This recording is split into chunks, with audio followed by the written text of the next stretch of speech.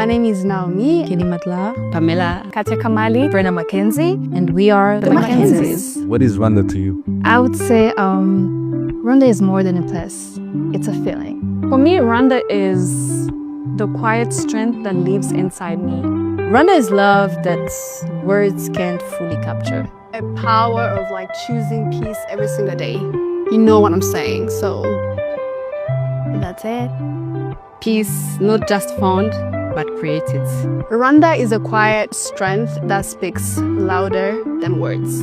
I would say that Rwanda is small but mighty. Innovative.